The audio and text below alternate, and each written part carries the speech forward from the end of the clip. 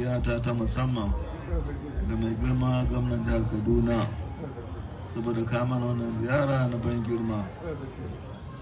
Ina mashi fatan alheri da roƙon Allah ya biya bukata, kuma ina son ɗauki wannan dama in ƙara mana bayani. Mu mun san ƙoƙarin da gwamnati yake yi a wannan jihar tamu. A kowane mako za mu je taron hukumar tsaro wanda ke shine shugaban taron hukumar tsaro, da irin jawabansa masu kyau da jawo hankalin jama'a da kokarin da yake tattalin zaman lafiya. Babu shakka a jihar Kaduna an samu ci gaba ta fannoni daban-daban, fannonin zaman lafiya, ilimi da dai sauransu duka wanda wannan jihar Kaduna ta samu. To wannan ziyara da ya kawo mana ɗaya ne ya zo gidan shi, ba sai an ma za ka tambaye shi.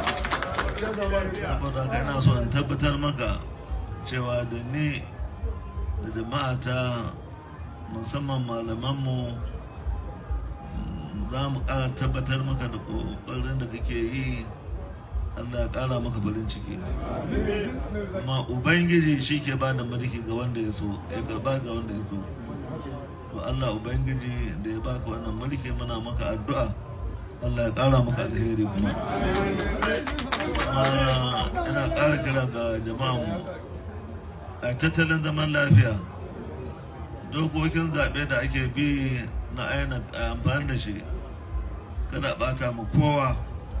Idan aka yi zaben cikin zaman lafiya zai nuna gwanintar mu wajen demokaradiyya, wanda kowa san Najeriya musamman a nan Zazzau muna da shi.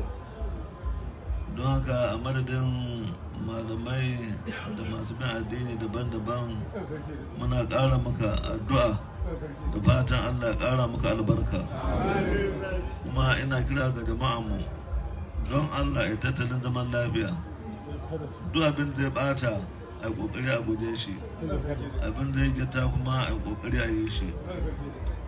Ina kira kuma ga malamanmu kamar na sabai a kowane lokaci, mu yi addu'a dare da rana.